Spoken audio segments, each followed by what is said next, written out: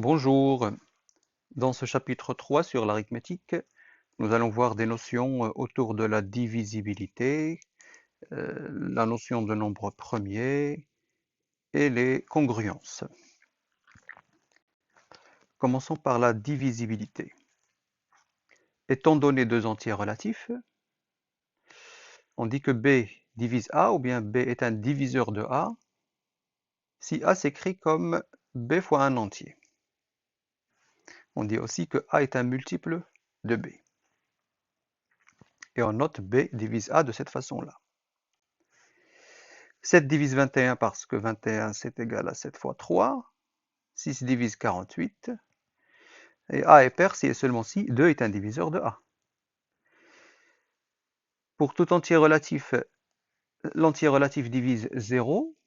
Tout entier divise 0. Pourquoi? Parce que 0, il s'écrit comme A fois 0, quel que soit A.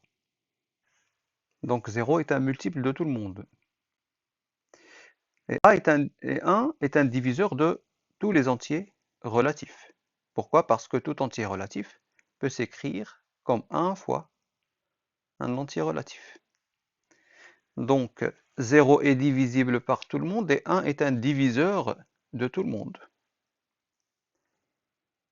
Si A est un diviseur de 1, eh bien A est égal à plus ou moins 1, moins 1 ou plus 1. Les seuls diviseurs de 1, c'est 1 et moins 1.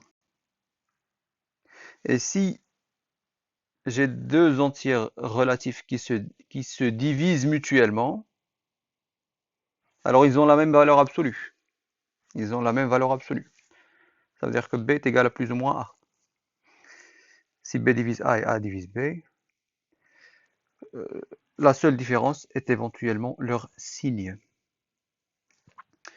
Et si A divise B et B divise C, alors A divise C. Cette relation de divisibilité est transitive. Alors, si A divise B, je peux écrire B comme A fois K, par exemple, K un entier.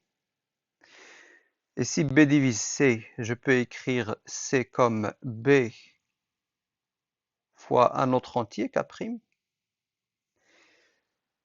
Je remplace B par A fois K. Et j'obtiens le fait que C s'écrit comme A fois un entier. Donc un diviseur d'un diviseur est un diviseur. Ça c'est important aussi. Si A divise B, A divise C, alors A divise B plus C. Si A divise B et A divise C, alors B plus C en factorisant par A, ça nous donne A facteur de K plus K'. Et donc A est un diviseur. A est un diviseur de la somme de deux multiples de A.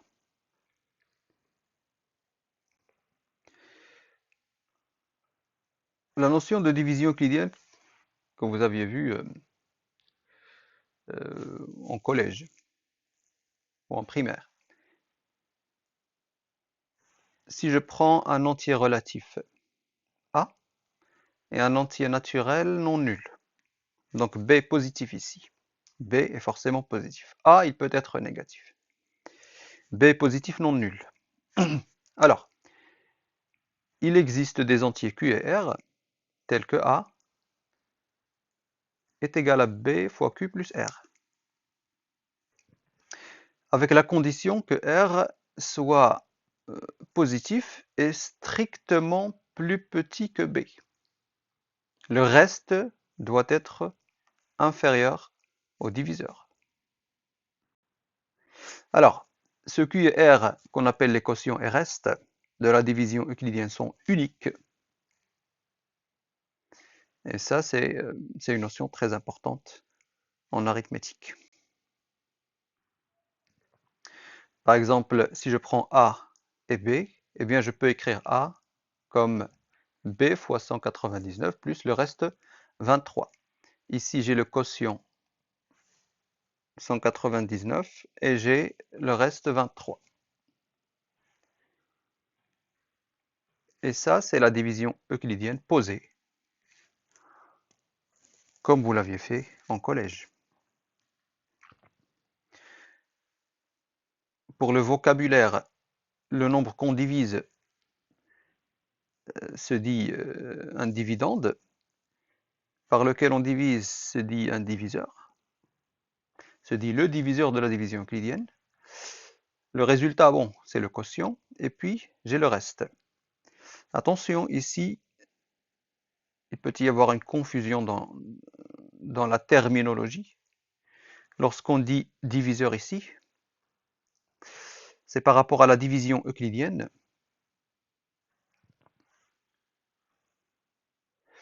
Et ce n'est pas forcément un diviseur du dividende par rapport à la notion de la divisibilité qu'on vient de voir.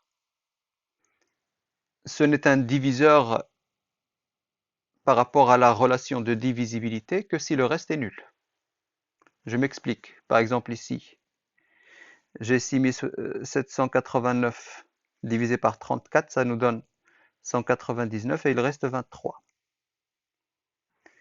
Je ne peux pas écrire 6789 comme 34 fois un entier en fait. Je ne peux pas. Il n'existe pas un entier. K qui vérifie ça. Donc 34 n'est pas un diviseur de 6789. Il ne le divise pas. Mais 34, c'est le diviseur de la division euclidienne. Donc là, c'est une ambiguïté dans le vocabulaire de la division euclidienne. Il ne faut pas confondre le diviseur dans la division euclidienne et la notion de divisibilité qu'on vient de voir. Le diviseur coïncide avec la notion de divisibilité, c'est un diviseur du dividende lorsque le reste est nul. Bien. Si je prends A et B, deux entiers relatifs, non tous les deux nuls, je ne veux pas avoir les deux qui sont nuls. Alors, le plus grand diviseur commun de A et B est le plus grand entier naturel, naturel qui divise à la fois A et B. Naturel, ça veut dire positif. On prend seulement pour le plus grand diviseur, pour la notion de PGCD, on prend le plus grand entier naturel qui divise à la fois A et B. Mais de toute façon, puisqu'il y a la notion du plus grand, donc forcément, il sera positif parmi les diviseurs. Donc je prends tous les diviseurs de A et de B, je choisis parmi ces diviseurs les diviseurs communs, ça veut dire qu'ils divisent à la fois A et B. Le plus grand d'entre eux, ça s'appelle le PGCD. PGCD de A et B. PGCD de 21, 14, eh bien c'est 7. 12 et 32, c'est 4. Le plus grand diviseur commun de 12 et 32, c'est 4. Ça ne veut pas dire que le plus grand diviseur de 12, c'est 4, non. Le plus grand diviseur de 12, c'est 12. Et le plus grand diviseur de 32, c'est 32. Mais le plus grand diviseur commun, c'est 4. 21, 26, eh bien, le plus grand diviseur commun, c'est 1. De toute façon, 1 est un diviseur de tout le monde. Donc forcément, deux nombres entiers auront des diviseurs communs. Au moins 1 et moins 1. L'ensemble des diviseurs communs n'est jamais vide.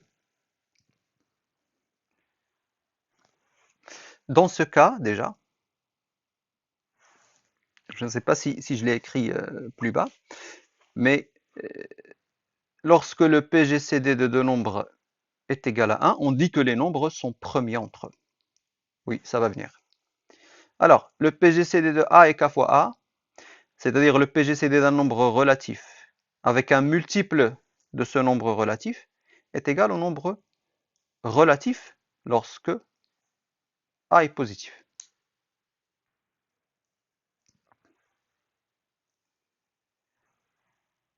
Le plus grand diviseur commun d'un entier et l'un de ses multiples, eh bien, c'est l'entier naturel lui-même s'il est positif. S'il est négatif, on va prendre sa valeur absolue. Et le plus grand diviseur commun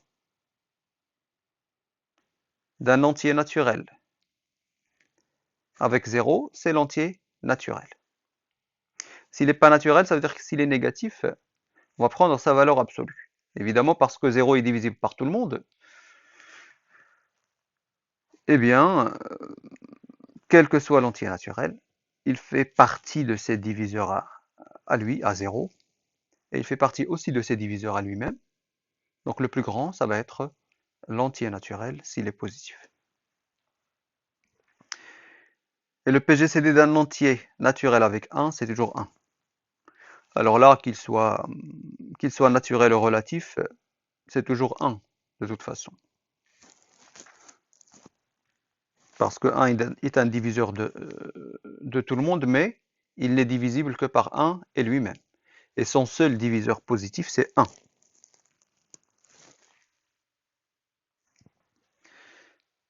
Algorithme d'Euclide.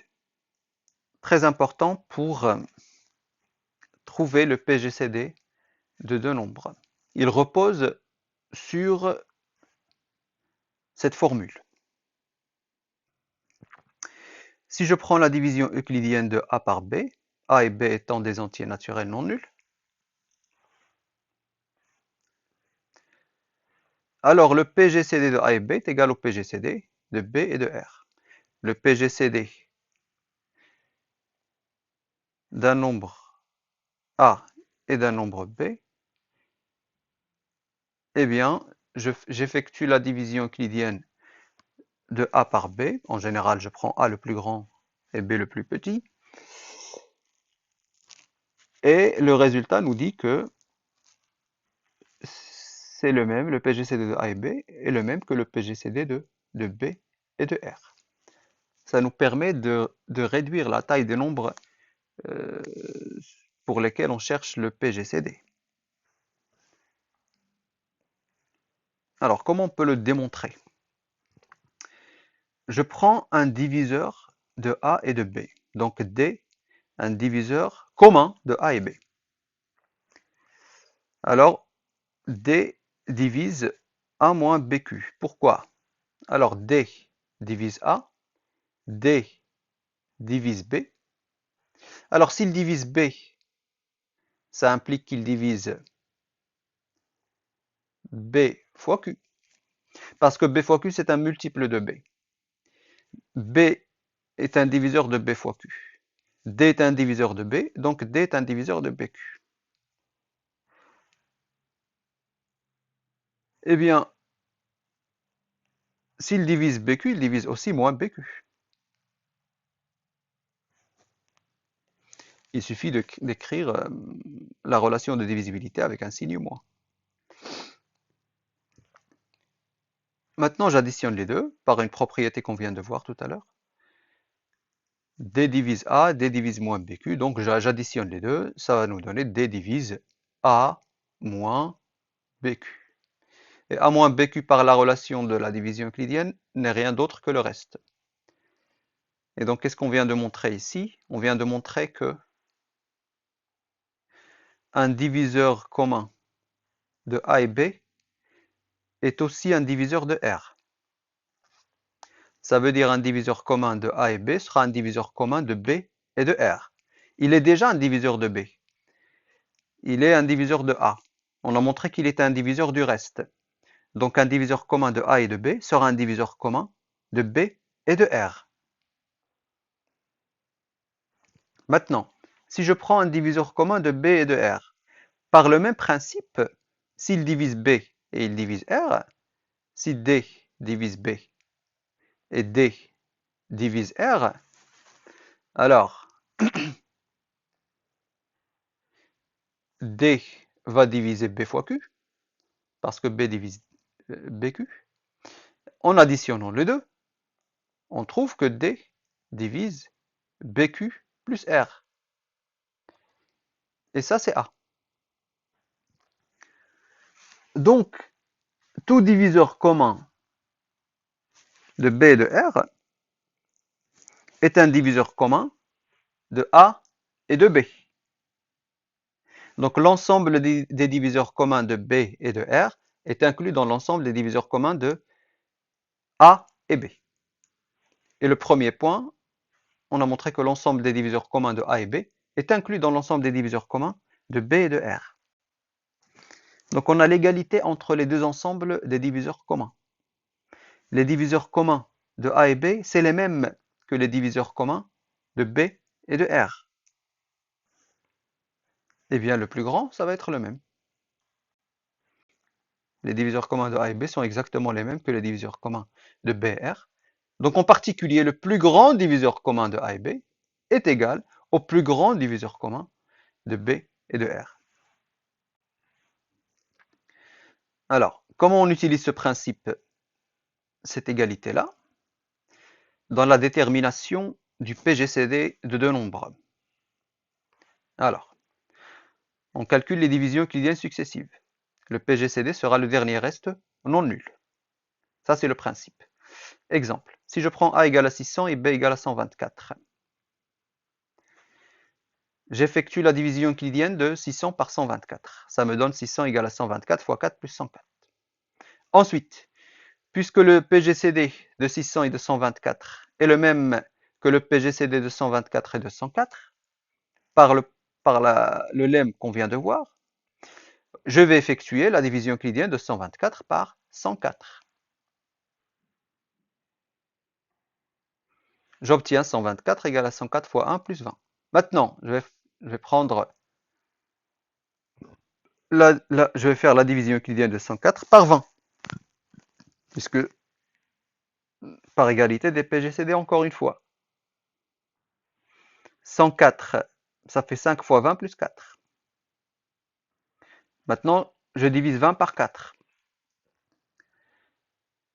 Ça fait 4 fois 5 plus 0. Bien, je suis arrivé à un reste nul. De toute façon, on arrive toujours à un reste nul. Parce qu'à chaque fois, par quoi on divise, il baisse strictement. Le reste baisse strictement. Le reste est toujours plus petit strictement que le diviseur. Donc, forcément, à un certain moment, on arrivera à un reste nul. Le dernier reste non nul, c'est 4. Eh bien, c'est ce 4-là qui est le PGCD. PGCD de 600 et de 124 est égal à 4. Le plus grand diviseur commun de 600 et de 124 est égal à 4.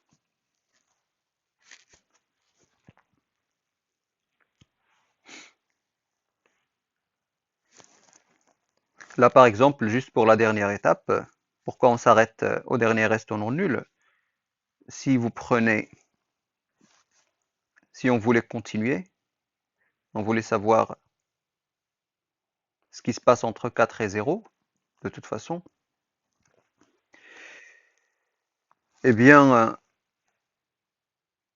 puisque 4 est un diviseur de 0,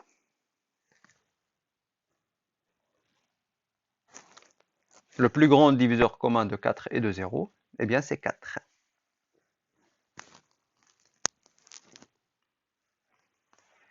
Bien. Autre exemple, 9945 et 3003. J'effectue la division euclidienne de 9945 par 3003. Ensuite, je prends 3003 et le reste 936. J'effectue la division euclidienne. Ensuite, 936 par 195. Ensuite, 195 par 156. Ensuite, 156 par 39. Et je trouve un reste nul. Le dernier reste non nul, c'est 39. Eh bien, c'est le PGCD.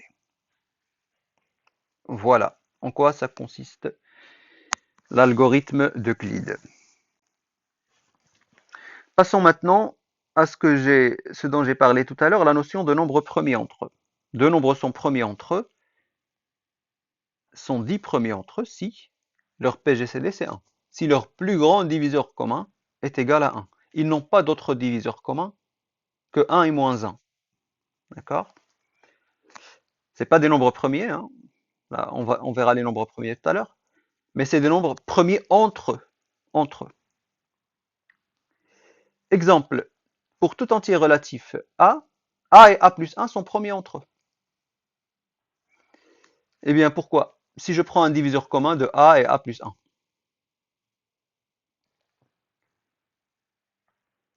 Alors, D divise A et D divise A plus 1. Donc, D va diviser la différence des deux. A plus 1 moins A. Pour la différence, j'en ai pas parlé tout à l'heure. Alors, rapidement, D divise A. Donc, je peux écrire A comme D fois K ou K fois D. D divise A plus 1. Je peux écrire A plus 1 comme K' fois D. Si je fais A plus 1 moins A, ça va me donner K'D moins KD. En factorisant par D, eh bien c'est K moins K' fois D. De toute façon, c'est un nombre entier fois D. Donc D divise A plus 1 moins A. Mais A plus 1 moins A, c'est égal à 1. Donc D est un diviseur de 1. Et D est un diviseur de 1, ça signifie qu'il est égal à plus ou moins 1. C'est tout. Les seuls diviseurs communs de A et A plus 1, c'est plus ou moins 1. Donc le plus grand des diviseurs communs, c'est 1. Alors, théorème de Bézout. Très pratique aussi dans les démonstrations des résultats, de certains résultats en arithmétique. Le PGCD peut s'écrire comme une sorte de combinaison de A et B. PGCD de A et B peut s'écrire comme une sorte de combinaison de A et B, c'est-à-dire que quel que soit A et B entier relatif, il existe U et V, entier relatif aussi, tel que AU plus BV est égal au PGCD. N'oubliez pas qu'en général, le PGCD de A et de B, il est plus petit en général que A et B. Ça ne l'empêche pas de s'écrire comme AU plus BV. U et V sont relatifs, donc ils ne sont pas tous les deux, normalement, ils ne sont pas forcément tous les deux positifs. U et V s'appellent les coefficients de Bézout. Ils s'obtiennent en remontant l'algorithme d'Euclide et ils ne sont pas uniques. Et on va savoir comment on remonte l'algorithme d'Euclide. Et donc le but du jeu, ici, on va vous donner deux nombres entiers, on va vous demander de trouver U et V tel que AU plus BV est égal au PGCD. Donc vous devez faire l'algorithme d'Euclide pour trouver le PGCD et le remonter pour trouver U et V. Alors, comment on le remonte? On réécrit l'algorithme d'Euclide de tout à l'heure entre 600 et 124. Bien. Le PGCD, on avait dit que c'est 4. On espère écrire 4 comme A fois U plus B fois V, c'est-à-dire 600 fois U plus 124 fois V. On veut trouver ces U et ces V là. Je veux exprimer 4 en fonction de 600 et de 124. Bien. La première chose, donc 4, je l'écris comme 104 moins 20 fois 5. Je ne calcule pas 20 fois 5, je laisse comme ça. Ensuite, le but du jeu, c'est à la fin n'avoir que 600 et 124 dans la formule. Maintenant, j'ai 104 et 20. Et le but, c'est de les transformer en fonction de 600 et de 124. Je commence par 20. Là, 20. Le 20 ici, il peut s'écrire comme 124 moins 104 fois 1. C'est ce qu'on a fait. On a écrit 20 comme 124 moins 104 fois 1. Donc à cette étape-là, qu'est-ce que j'ai? 124, ça m'arrange parce que c'est justement B. Mais il reste encore 104 à transformer.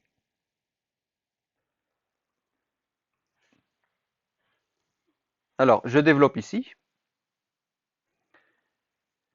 J'ai ici moins 124 fois 5, ou bien 124 fois moins 5, et moins 104 fois 1 fois 5. Donc ça donne plus 104 fois 5. 104 fois 5 plus 104, ça fait 104 fois 6. Donc là, j'ai développé, j'ai trouvé que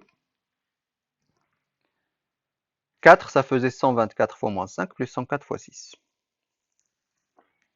Ensuite, il reste à changer le 104.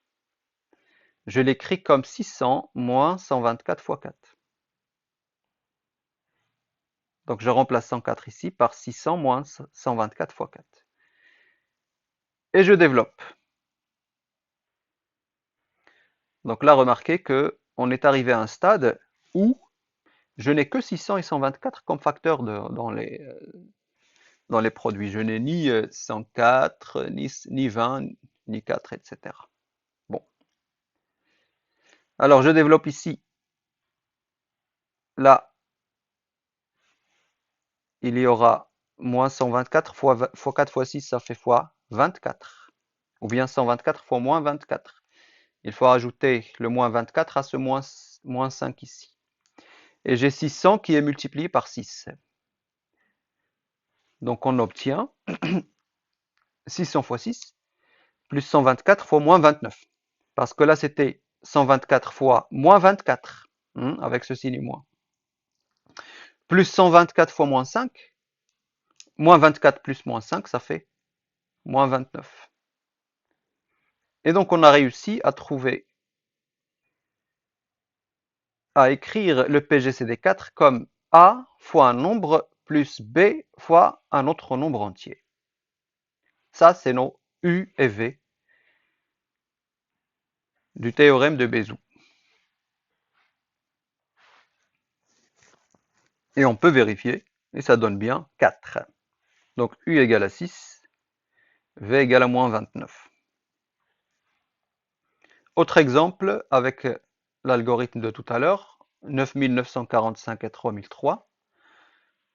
On commence par 39, on l'écrit comme 195 moins 156 fois 1. Après, je transforme 156, je l'écris comme 936 moins 4 fois 195. Et après, je transforme 195 en 3003 moins 3 fois 936. Et après, je transforme 936 en 9945 moins 3 fois 3003 pour ne garder que 3003 et 9945 dans l'expression finale. Et on trouve 9945 fois moins 16 plus 3003 fois 53 et c'est les coefficients de Bézout. Ou bien des coefficients de Bézout parce que, comme on a vu, ils ne sont pas uniques.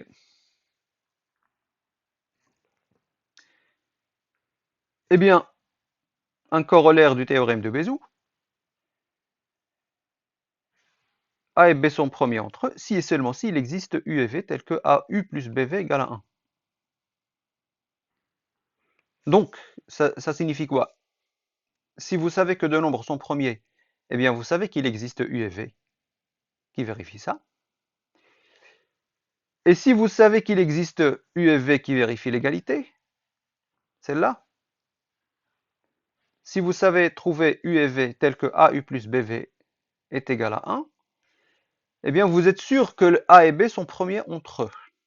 Vous êtes sûr de ne trouver aucun diviseur commun de A et de B autre que 1 et moins 1. Donc ça, c'est assez fort comme résultat et assez important. Alors, preuve, pourquoi? Dans ce sens-là, eh bien, c'est juste le théorème de Bézout. Pourquoi? Si A et B sont premiers entre eux, alors PGCD de A et B, par définition, est égal à 1. J'applique le théorème de Bézout avec ce PGCD là, et je trouve il existe UFV tel que AU plus BV est égal à PGCD de A et B, donc AU plus BV est égal à 1. Voilà. Donc dans ce sens-là, c'est juste l'application du théorème de Bézout et de la définition de nombres premiers entre eux. Dans l'autre sens, ça veut dire quoi? Ça veut dire je suppose qu'il existe UFV qui vérifie ça, et je veux montrer qu'ils sont premiers que A et B sont premiers entre eux. Parce qu'on a une équivalence ici à montrer, donc il faut la montrer dans les deux sens. Cette première hypothèse implique cela, et cette hypothèse-là implique aussi ce résultat. Eh bien, supposons qu'il existe U et V tel que AU plus BV égale 1. Comme le PGCD est un diviseur de A et le PGCD, alors le PGCD est un diviseur de AU. PGCD de A et B, ça fait partie des diviseurs de A. S'il divise A, il va diviser A fois U parce que A fois U, c'est un multiple aussi de A. A divise A fois U, PGCD de A et B divise A, donc PGCD de A et B divise AU. De la même façon, PGCD de A et B divise B, et B divise BV, donc PGCD de A et B divise BV. S'il divise AU et il divise BV, alors il divise la somme, mais la somme c'est 1. Donc le PGCD de A et B divise 1. Quels sont les diviseurs de 1? Eh bien c'est 1 et moins 1. Par définition, le PGCD est positif, donc ça ne peut être que 1. Donc dès que vous trouvez une expression comme ça, AU plus BV égale à 1, vous êtes sûr que A et B sont premiers entre eux. Entre parenthèses, U et V aussi sont premiers entre eux, par le même résultat. A et V sont premiers entre eux. B et U sont premiers entre eux. Toujours en utilisant ce même résultat.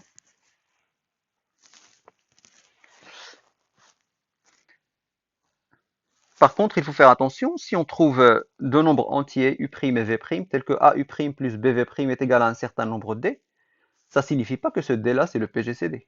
Attention. C'est pas parce que vous avez trouvé deux entiers qui sont égales, pour lesquels l'expression AU' plus BV' est égale à un certain D, alors ce D-là est le PGCD. Non. Le théorème de Bézout, il va dans l'autre sens. S'il existe U et V tel que AU plus BV est égal à... non, qu'est-ce que je dis? Pardon. Le théorème de Bézout, qu'est-ce qu'il dit? Il dit que si D est le PGCD, alors il existe U et V tel que AU plus BV est égal à D. Mais si vous trouvez U' et V' tel que AU' plus BV' est égal à un certain nombre de D, ça n'implique pas que D est le PGCD, mais ça implique seulement que le PGCD est un diviseur de ce D. Ça implique que ce D-là est un multiple du PGCD. Il peut être le PGCD comme il peut être un multiple strict.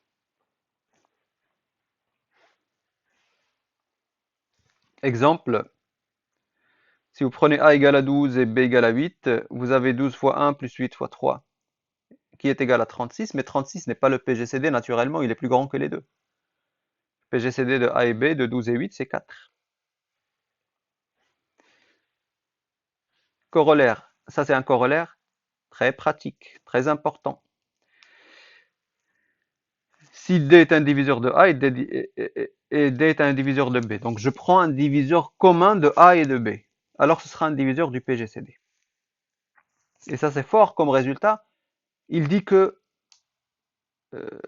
tous les diviseurs communs de A et B ne sont pas seulement plus petits que le PGCD, parce que le PGCD est le plus grand, mais ils le divisent. C'est des diviseurs du PGCD. Ce qui fait, ce qui fait que cette relation de divisibilité est une relation d'ordre.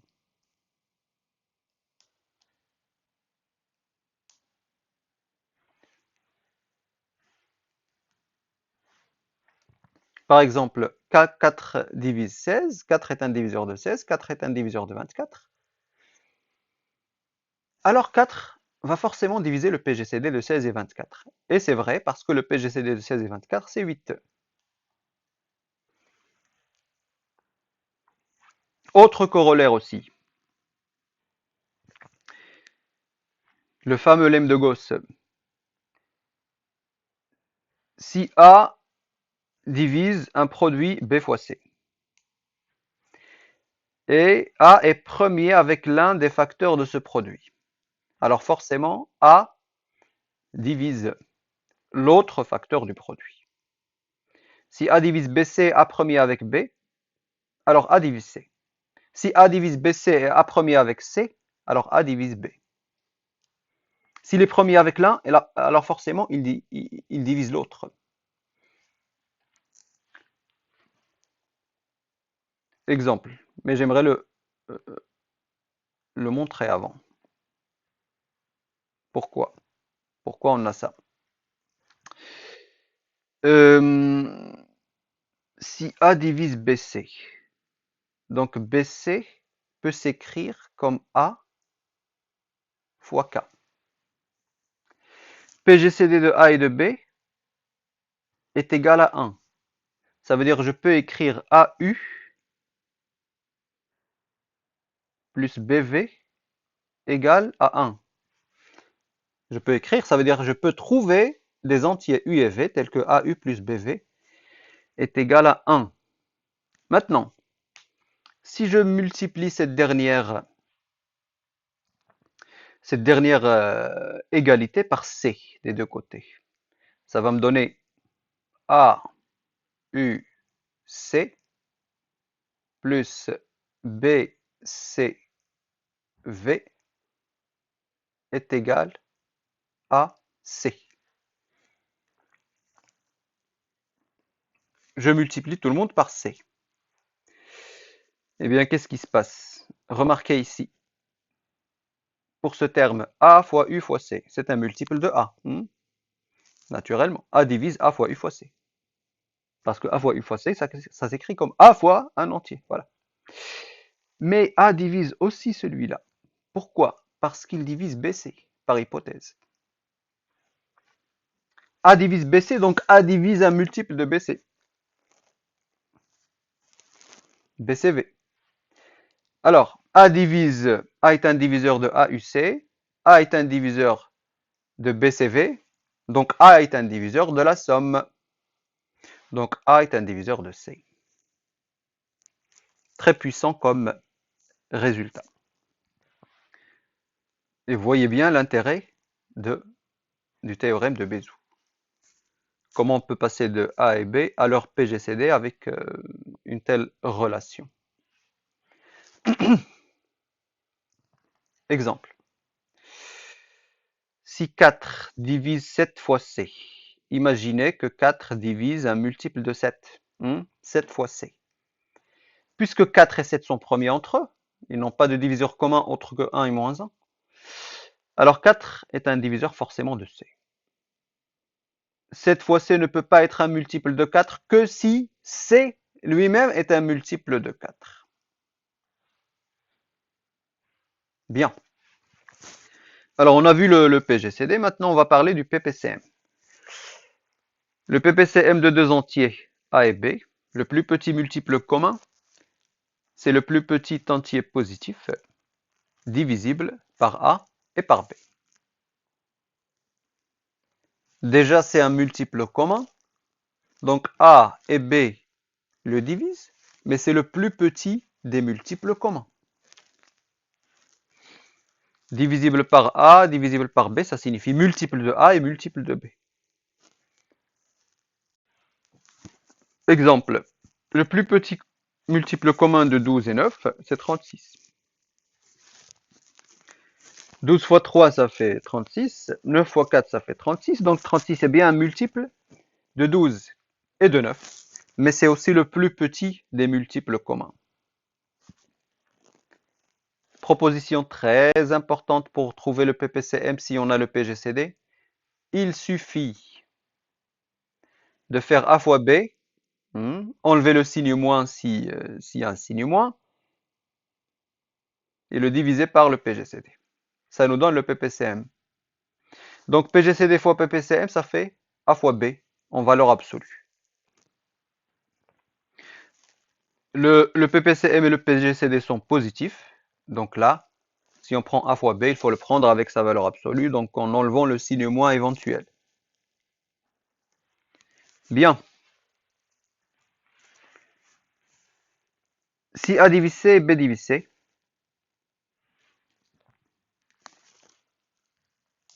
eh bien, le PPCM divise C.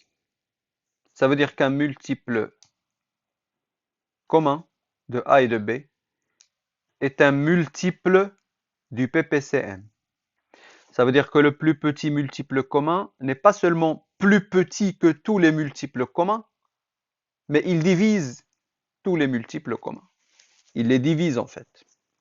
Non seulement il est plus petit que les multiples communs, mais c'est un diviseur des multiples communs.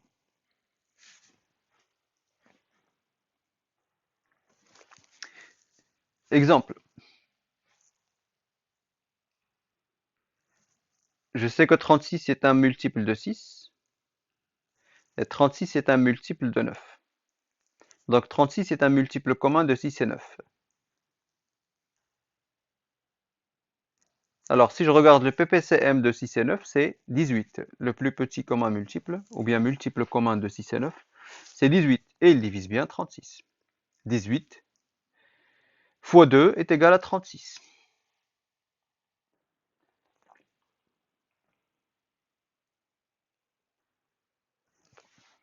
Il serait faux de penser que A, B divise C.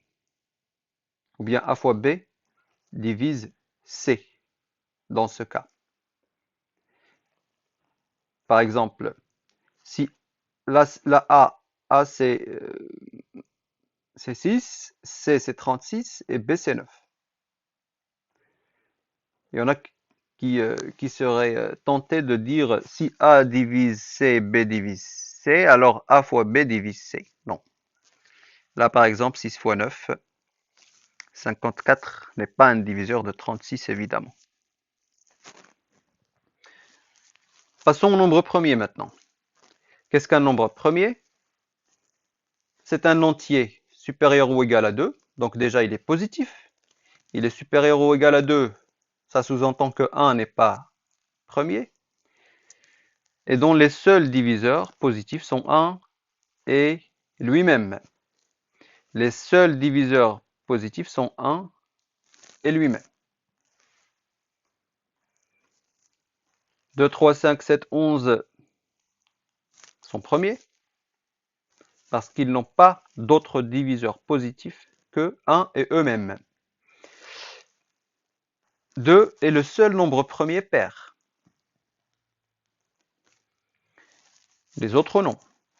Les autres nombres pairs ne peuvent pas être premiers parce qu'ils seront divisibles en plus de 1 et eux-mêmes par 2. 4, 6, 8 ne sont pas premiers naturellement. Tout entier n admet un diviseur qui est un nombre premier. Ça, c'est un résultat très important. Tout entier est divisible par un nombre premier. Quel que soit l'entier naturel n, parmi ces diviseurs, il y a au moins un nombre premier. Preuve, pourquoi? Alors, pourquoi ça? Je prends dès l'ensemble des diviseurs de n qui sont supérieurs ou égaux à 2. Donc, tous les diviseurs de n, donc mon n ici, je prends tous ces diviseurs qui sont supérieurs ou égaux à 2. Et je veux montrer que parmi ces diviseurs, il y a un nombre premier. Alors, d'abord, D est non vide. Cet ensemble est non vide parce que n est dans D. N est un diviseur de n. N, il est plus grand ou égal à 2. Donc n fait partie des diviseurs de n qui sont supérieurs ou égaux à 2. Un nombre se divise lui-même. Un nombre divise lui-même en fait. N égale à 1, n fois 1. On va prendre P, le minimum de D, le plus petit nombre de D. D c'est un sous-ensemble, c'est une partie de n, de l'ensemble des entiers naturels. Toute partie non vide de n admet un minimum, un plus petit nombre, un plus petit entier. Je le note P. Puisqu'il est dedans, puisqu'il est dans D, ce min de D, le plus petit parmi eux, il est dedans. Donc c'est un diviseur de n. Parce que là, c'est tous les diviseurs de n. C'est tous des diviseurs de n. On va montrer que P est un nombre premier. On va le montrer par l'absurde. On va supposer qu'il ne soit pas premier. S'il n'est pas premier, ça veut dire quoi? Ça veut dire qu'il admet un autre diviseur que 1 et lui-même. Il admet un autre diviseur que 1 et lui-même. Cet autre diviseur va être compris strictement entre 1 et lui-même. On va noter ce diviseur Q. Bien. Q est un diviseur de P. Hein? Et P est un diviseur de n. Donc Q est un diviseur de n. Q est plus grand que 1. Donc Q est supérieur ou égal à 2. Il est entier. Il est supérieur ou égal à 2 et c'est un diviseur de n. Donc Q est dans D. Donc on a prouvé que ce Q-là est un élément de D. Ce qui est contradictoire parce qu'il est plus petit strictement que P et on avait supposé ou bien on avait pris P comme le minimum de D. Ce qui est une contradiction parce que P c'est le minimum. Bien. Une autre propriété très importante des nombres premiers, c'est qu'il en existe une infinité. On ne sait pas encore tous les trouver, mais on est sûr qu'ils sont infinis. Et ça, c'est assez puissant comme résultat aussi. Eh bien, comment on peut le prouver là encore par l'absurde? On suppose qu'il n'y ait qu'un nombre fini de nombres premiers. Et on va aboutir à une contradiction. On va les noter P1, P2, P3 jusqu'à Pn. Puisqu'il y a un nombre fini, je peux les numéroter. Premier, deuxième, troisième jusqu'au dernier. Donc là, en l'occurrence, on a sous-entendu que petit n, ça va être leur nombre, le nombre de nombres premiers. Bien. Si je prends le nombre entier, grand N, que je définis comme ça, P1 fois P2 jusqu'à Pn, le produit de tous les nombres premiers, plus 1. Donc je les multiplie et j'ajoute 1. Ça nous donne un nombre entier, grand N, qui devrait être assez grand, bien sûr. Alors, si je prends P un diviseur premier de n, on avait dit que tout nombre entier, supérieur ou égal à 2, ce qui est vrai ici, admet un diviseur premier.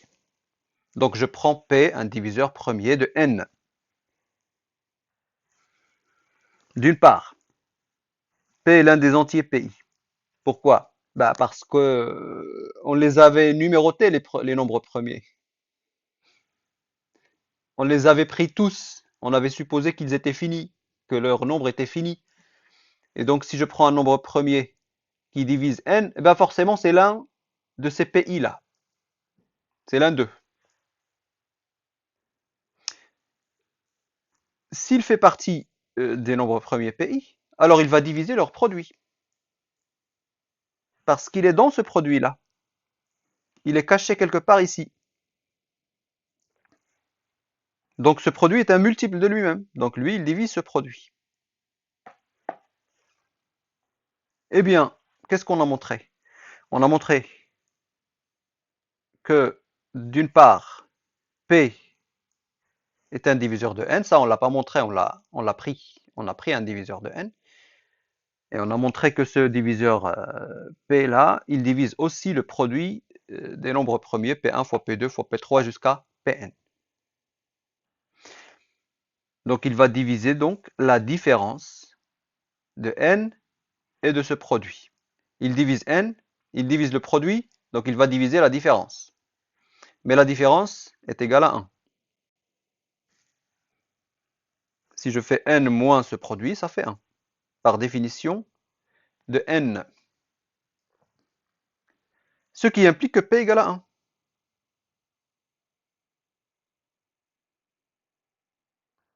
Pourquoi? Parce qu'il divise 1, il est supposé premier, donc il est positif. Donc ça ne peut être que 1. Mais c'est une contradiction parce que les nombres premiers sont supérieurs ou égaux à 2. 1 n'est pas un nombre premier. Donc voilà la contradiction. Forcément, les nombres premiers sont infinis, même si on ne les connaît pas tous. Ou bien on n'a pas de formule qui nous les donne tous au jour d'aujourd'hui. On a un critère qui est important pour manipuler les premiers nombres premiers. Par exemple, tous les nombres premiers qui sont plus petits que 100, ou bien qui sont plus petits que 1000 ou 10 000, etc. On utilise un crible qu'on appelle le crible d'Ératosthène pour trouver ces nombres premiers. Alors, là, l'exemple va nous donner les nombres premiers inférieurs ou égaux à 25. On peut l'utiliser pour les nombres premiers inférieurs ou égaux à 100, etc. J'écris les nombres de 2 à 25. 1 n'est pas premier. Ensuite, je sais que 2 est un nombre premier. Tous ces multiples à lui ne sont pas premiers. Parce qu'ils sont divisibles par 2, par 1 et par eux-mêmes. Ils ne sont pas premiers. Donc j'enlève tous les multiples de 2, tous les nombres pairs. Ensuite, le suivant, je prends 3. Je sais qu'il est premier. De toute façon, s'il n'a pas été barré avant, il serait premier. Ce suivant-là.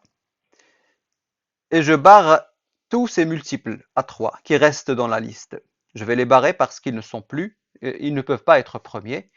Ils sont divisibles par eux-mêmes, par 1 et par 3. Donc je les barre. Ensuite, le suivant dans la liste, 5, est un nombre premier. Il n'a pas été barré, c'est un nombre premier. Et je supprime ces multiples à lui qui restent dans la liste. Là, ce qui restait, c'est 25.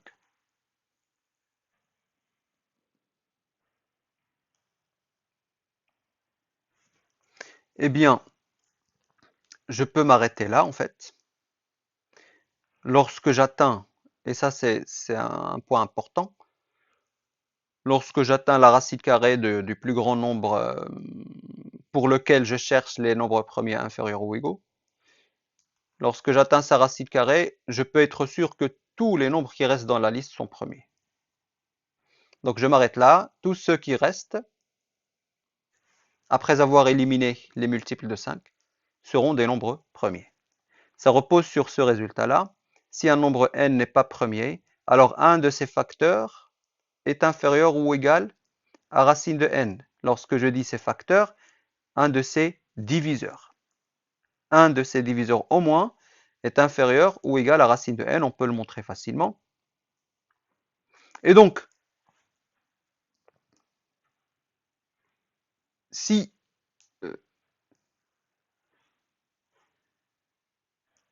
Là, par exemple, pour,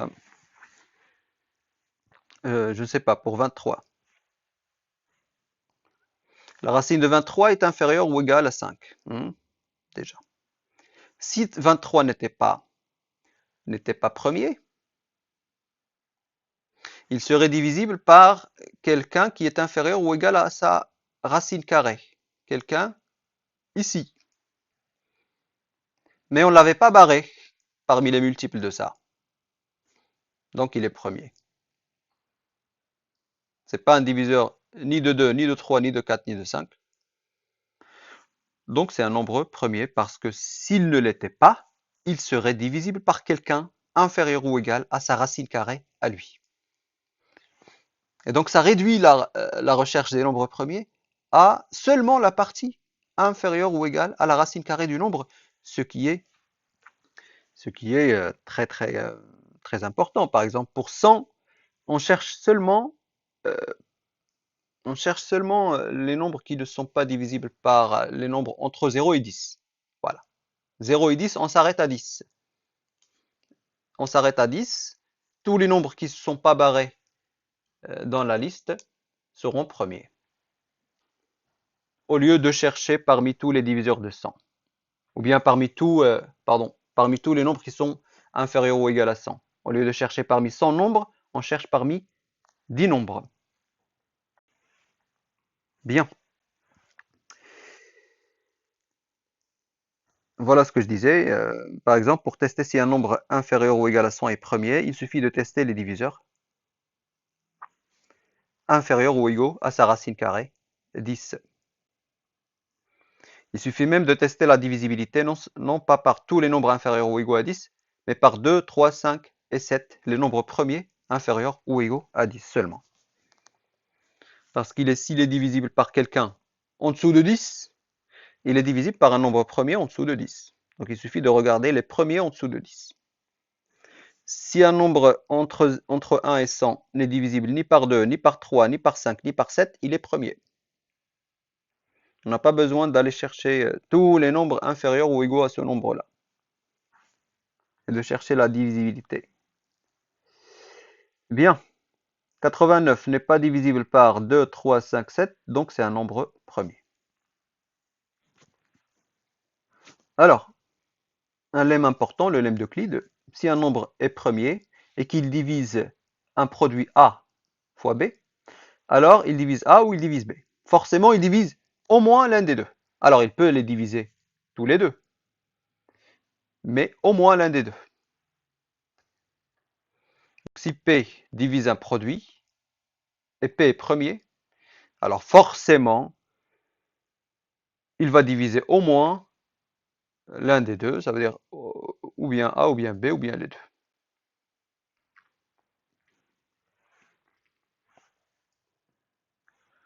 Preuve. Si P ne divise pas A, donc je prends P qui divise AB, et je suppose que P ne divise pas A. Puisque P est premier, il ne divise pas A, il ne fait pas partie des diviseurs de A.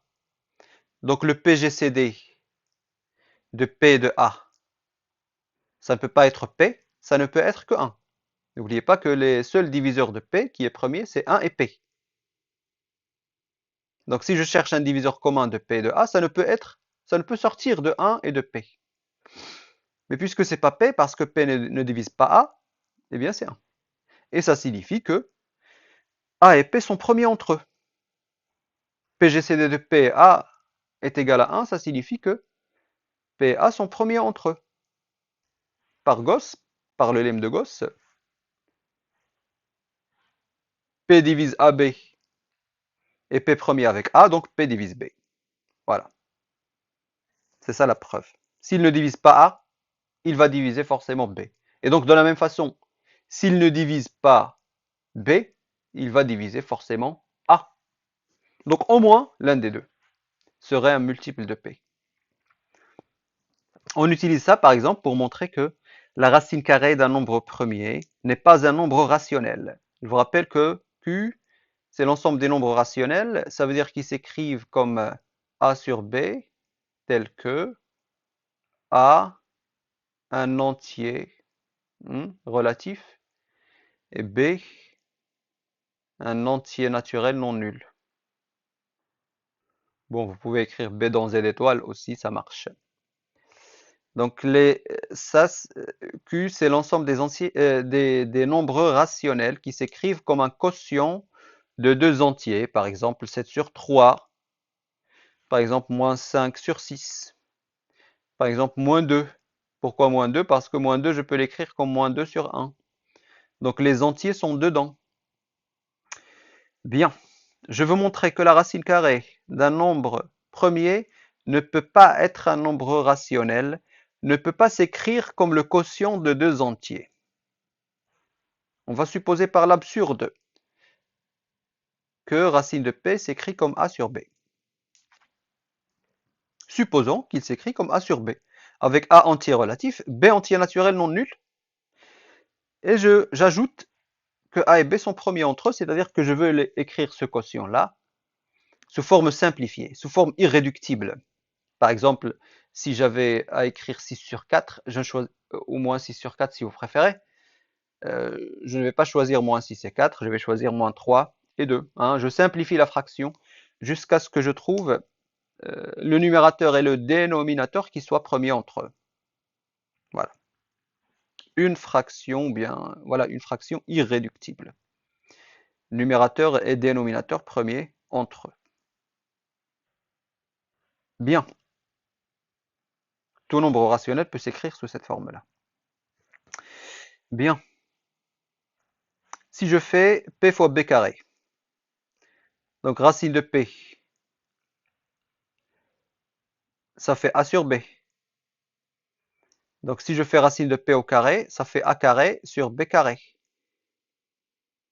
Mais racine de P au carré, ça fait P, par définition de la racine carrée. Racine carrée de P au carré, ça fait P. Donc P égale à A carré sur B carré. Si je multiplie par B carré, ça me donne P fois B carré égale à A au carré. P fois B au carré égale à A au carré. Donc A au carré, il s'écrit comme P fois un entier. Donc P est un diviseur de A au carré.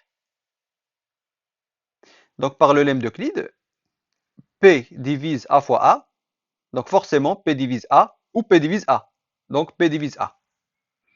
P divise A fois A. Donc P divise A ou P divise A. Donc forcément, le nombre premier est un diviseur de A. Bien, P c'est un diviseur de A. On va écrire A comme P fois A', avec A en entier. Puisque P est un diviseur de A, je peux écrire A comme P fois un nombre entier que je note A'. Donc, B au carré est égal à P fois A' au carré. Pourquoi? Parce que je sais que P, B au carré, c'est égal à A au carré. A au carré, donc c'est P fois A' au carré. Donc c'est P au carré fois A' au carré. P, B au carré égale à P carré A' carré. Si je divise des deux côtés par P, il va disparaître à gauche et il va rester un seul à droite. Donc B carré est égal à P A' au carré. Alors B carré égale à P A' au carré, donc P divise B au carré. B carré s'écrit comme P fois un entier. Donc P divise B carré par le lemme d'Euclide, P divise B. Et P il est premier. P divise A et P divise B. Donc A et B ne sont pas premiers entre ce qu'on a supposé ici. Donc cela contredit l'hypothèse. Parce que A et B ont un diviseur commun qui est P, autre que 1, parce que P est premier, donc c'est pas 1. Et donc leur PGCD n'est pas égal à 1 dans ce cas. Ça contredit l'hypothèse. Voilà. Donc racine de P ne peut pas être rationnelle par l'absurde. Décomposition facteur premier. Étant donné un entier naturel supérieur ou égal à 2, il existe des nombres premiers P1 plus petit que P2 jusqu'à PR et des exposants entiers alpha 1, alpha 2, alpha R supérieur ou égaux à 1, tel que n est égal à P1 à la puissance alpha 1 fois P2 à la puissance alpha 2 jusqu'à PR à la puissance alpha R. Tout nombre entier naturel est relatif aussi si j'ajoute le signe du moins. Il se décompose comme produit de nombres premiers. Très fort comme résultat. De plus, les PI alpha I sont uniques. La décomposition, elle est unique. L'unicité est très importante ici aussi.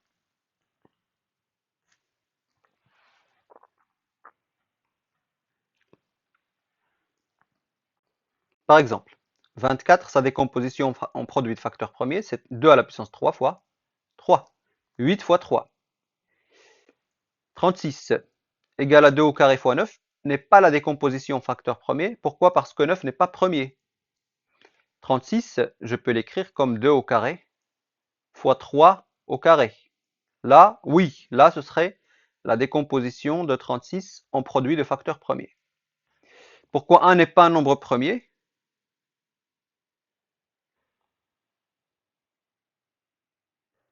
Eh bien, parce que ça nous plombe l'unicité qui est importante. Il n'y aurait plus unicité de la décomposition. Par exemple, le 24, je peux l'écrire comme ça, ou comme ça, ou comme ça. J'aurais pas une seule forme de la décomposition. Je peux ajouter des 1 comme je veux. Puisqu'en multipliant par 1, on ne change pas le nombre.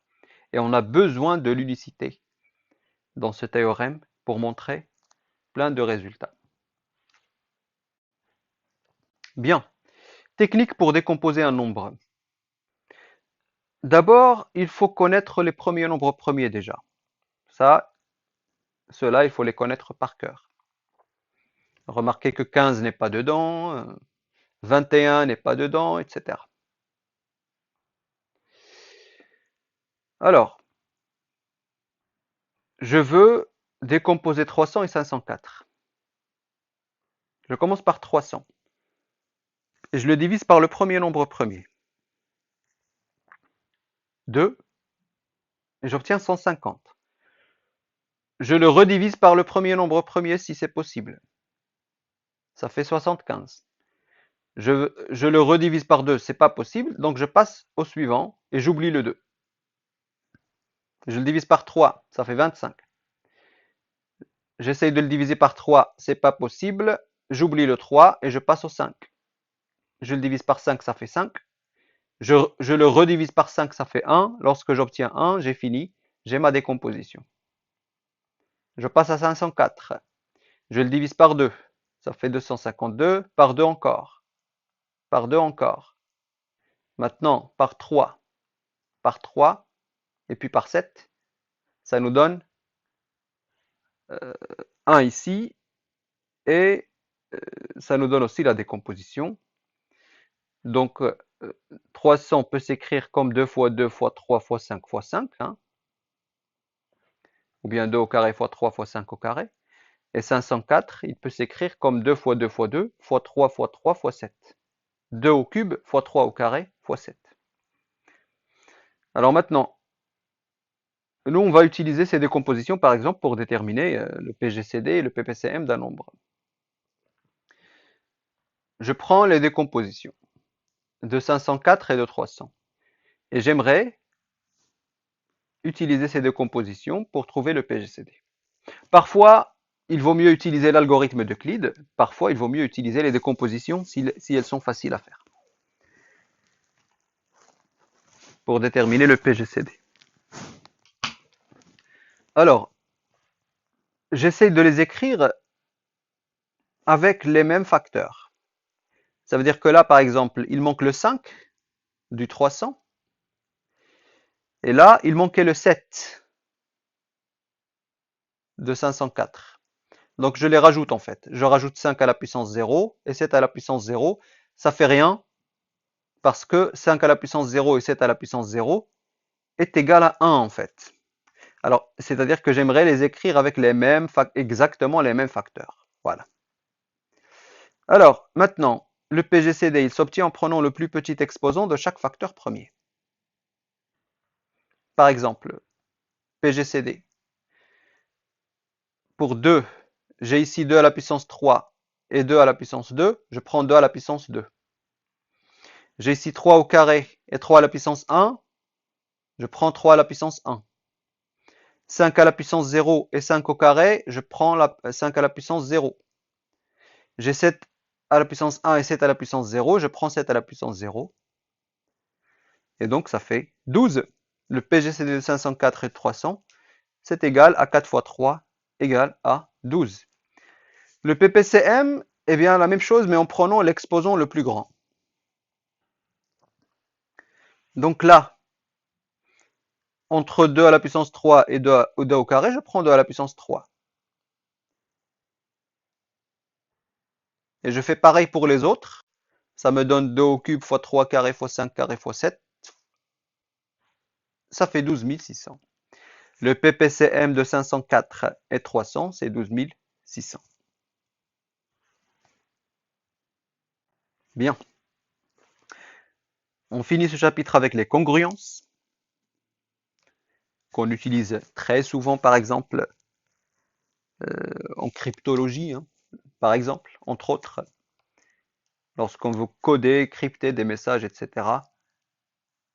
Tout repose sur les congruences. Alors,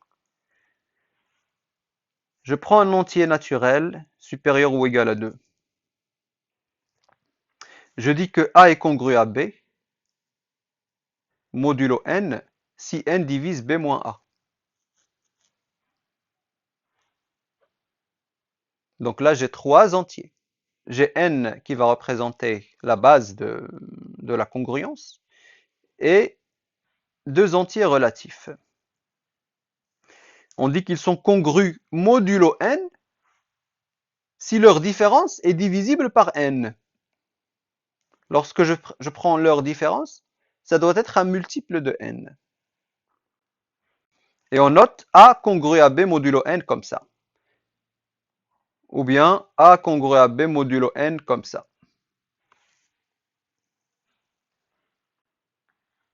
Alors, une équivalence importante, A congru à B modulo n, si et seulement s'il existe K tel que A égale à B plus K fois n. Pourquoi? Parce que A congru à B modulo n, ça veut dire que B moins A est divisible par n. N divise B moins A. Donc B moins A, je peux l'écrire comme K fois n. Ou bien là, j'aurais pu prendre A moins B aussi.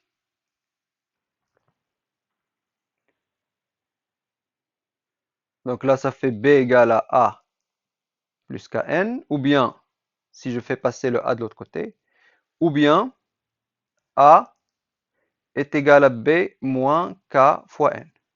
Donc là, la différence, vous pouvez prendre ici, pour ce plus K, vous pouvez prendre moins K, moins l'entier. Il existe bien un entier tel que A est égal à B plus Kn. Je refais avec A moins B, c'est plus clair, puisque si N divise B moins A, il divise A moins B. Il divise son opposé. Donc A moins B est égal à K fois N. Donc si j'ajoute B des deux côtés, ça va faire B plus Kn.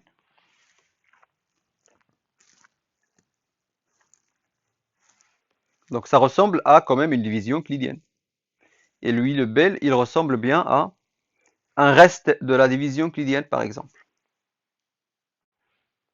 Exemple, 15 est congru à 1 modulo 7, parce que 15, il s'écrit comme 1 plus 2 fois 7. Si vous faites 15 moins 1, ça fait 14. 14 est bien divisible par 7.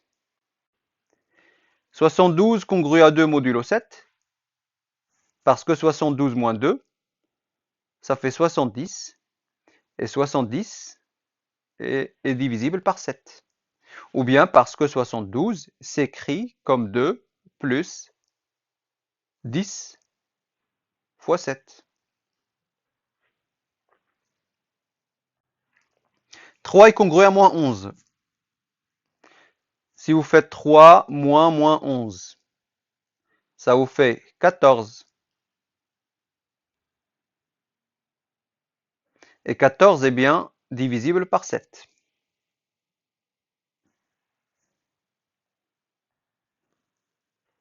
A, si A est congru à 0, modulo n, alors n c'est un diviseur de A. Et si n est un diviseur de A, alors A est congru à 0 modulo n, naturellement. Parce que A congru à 0 modulo n, ça signifie que A moins 0 est divisible par n. Donc A est divisible par n. Et si A est divisible par n, A moins 0 est divisible par n, donc A congru à 0 modulo n. Donc ça, c'est les autres notations. Parfois, on utilise le signe de l'égalité pour la congruence, ou bien cette notation-là. Et ce qu'on utilise très très souvent, c'est la division euclidienne, comme j'ai dit tout à l'heure. Si la division euclidienne de A par n est comme ça, A égale à B fois n plus R, donc ici B, c'est le quotient de cette division euclidienne. R, c'est le reste, pardon. Alors, A est congru à R. Un nombre est toujours congru à son reste, modulo par quoi on a divisé. Un nombre est congru toujours à son reste, ça c'est important. Pourquoi ici? Parce que si on fait A moins R, eh bien ça fait B fois N, et B fois N, c'est bien un multiple de N. Donc A congru à R modulo N. La relation congru modulo N est une relation d'équivalence. Ça veut dire transitive, réflexive et symétrique. Important. Transitive, ça veut dire un nombre est congru à lui-même, modulo N. Symétrique, ça veut dire que si A est congru à B, modulo N, alors B est congru à A, modulo N. Et puis, transitif, ça c'est important aussi, si A est congru à B, qui est congru à C, alors A congru à C, modulo N. Tout ça, on peut le montrer facilement.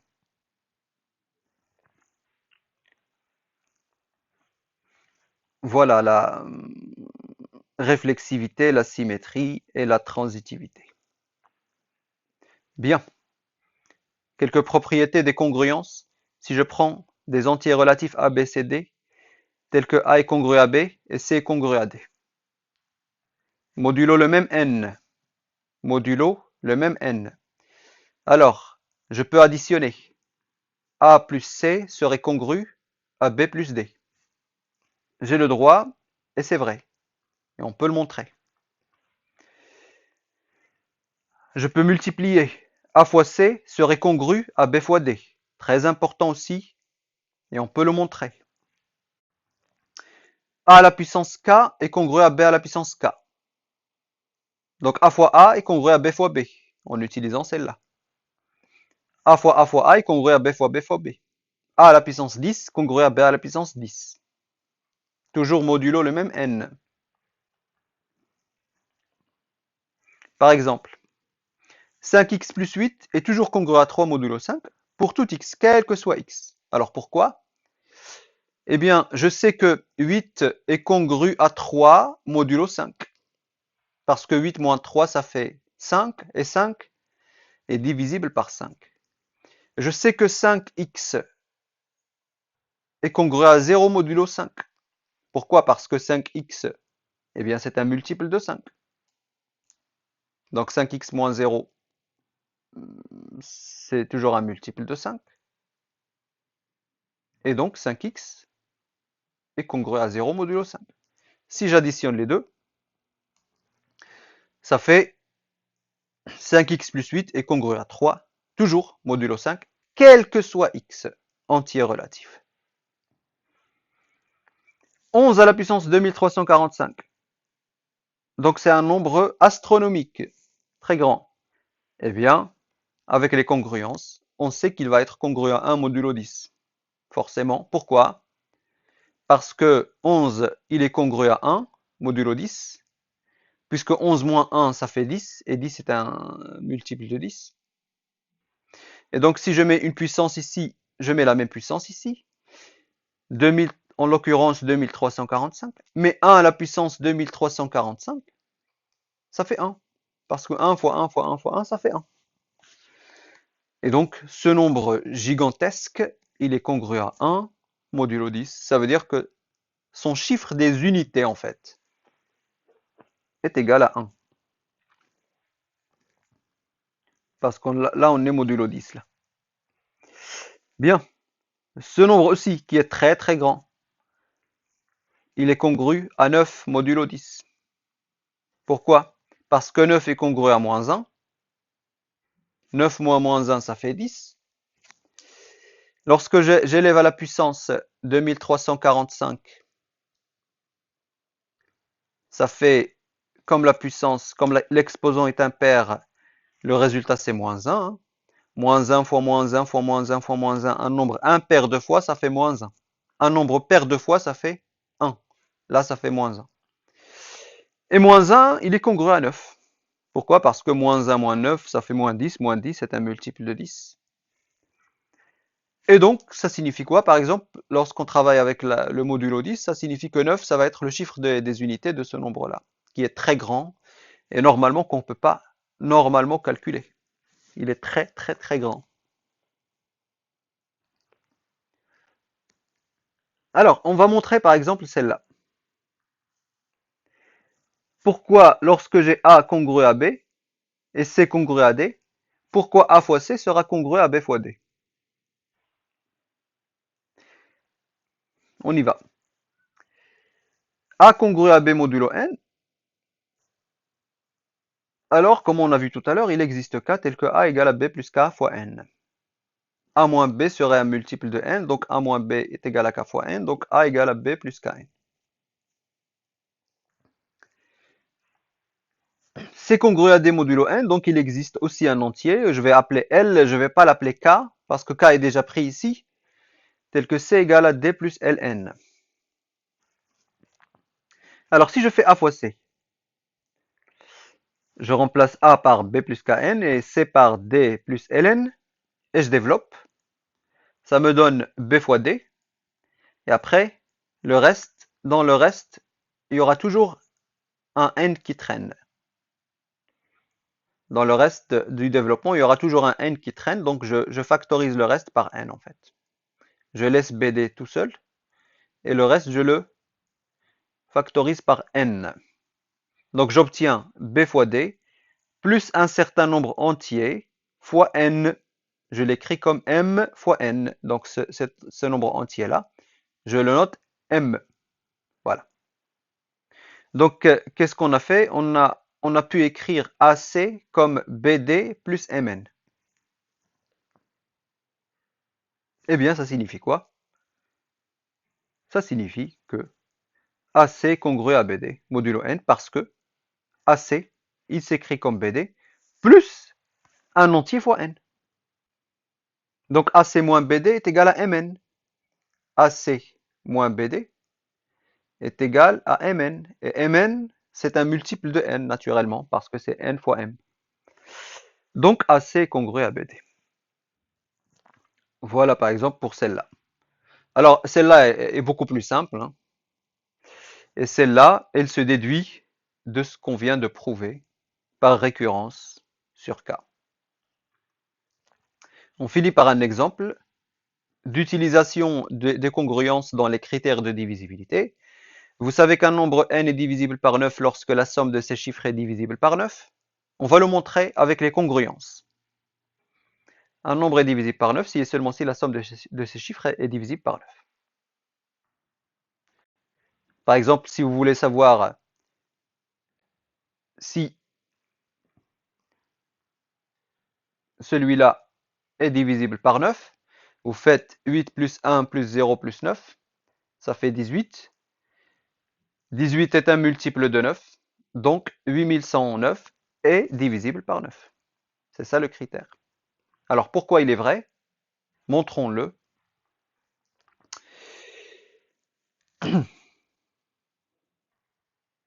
On sait que n est divisible par 9 équivaut à n congru à 0 modulo 9. Ça, on le sait. n-0, c'est n, et donc, si n est divisible par 9, n congru à 0 modulo 9. On sait que 10 est congru à 1 modulo 9. Pourquoi? Parce que 10 moins 1, si vous voulez, ça fait 9, et 9 est un multiple de 9. Ou bien parce que 10 s'écrit comme 1 plus 1 fois 9, par exemple. 10 au carré, il est congru à 1 au carré, donc, par les propriétés qu'on vient de voir. Et 1 au carré, c'est 1. 10 à la puissance 3, c'est congru à 1 à la puissance 3. Mais 1 à la puissance 3, 1 fois 1 fois 1, ça fait 1. Donc 10 à la puissance 1, c'est congru à 1 modulo 9. Pareil pour toutes les puissances de 10. Elles sont toutes congrues à 1 modulo 9. Maintenant, si j'écris mon nombre n comme ça, cette écriture signifie que A0 c'est son chiffre des unités, A1 c'est son chiffre des dizaines, A2 c'est son chiffre des centaines, etc., etc. Ça signifie quoi? Ça signifie que n est égal à A0 plus 10 fois A1 plus 100 fois A2 plus 1000 fois A3, etc. Jusqu'à 10 à la puissance K fois AK. Par exemple, si vous voulez, 732, eh bien ça fait 10 au carré fois 7, plus 10 à la puissance 1 fois 3, plus 2. Voilà, voilà ce que ça signifie. Ici donc j'ai A2, A1, A0. A0 c'est 2, A1 c'est 3, A2 c'est 7. Voilà ce que cela signifie. Bien. Donc n égale à ça. Maintenant passons aux congruences.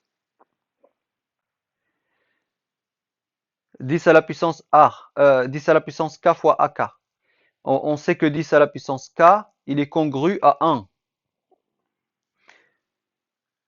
Donc 10 à la puissance K fois AK va être congru à 1 fois AK, qui est égal à AK. Donc ça est congru à AK, le premier chiffre à gauche, en partant de la gauche. Ensuite, 10 à la puissance K-1, AK-1, eh bien, sera congru à A indice K-1 jusqu'à A2, A1 plus A0. Tout ça parce que les puissances de 10 sont congrues à 1 modulo 9. Donc, un nombre, il est congru à la somme de ses chiffres, modulo 9. Et donc, si n est congru à 0, la somme de ces chiffres est congrue à 0. Et si la somme des chiffres est congrue à 0, n est congru à 0. Et donc, si n est divisible par 9, la somme de ces chiffres est divisible par 9. Et inversement. Voilà.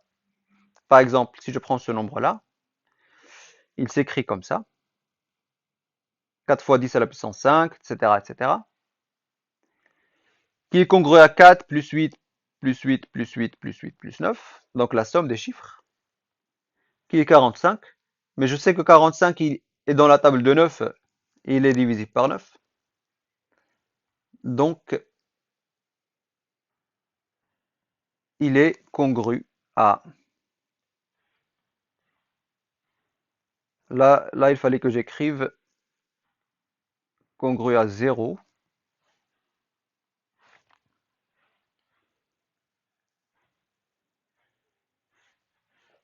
Je l'ai écrit, voilà. Congru à 0 modulo 9. Pourquoi? Tout simplement parce que la somme de ces chiffres est congrue à 0 modulo 9. Donc ce nombre-là, le grand nombre, il est divisible par 9. Voilà pour ce dernier exemple sur les congruences.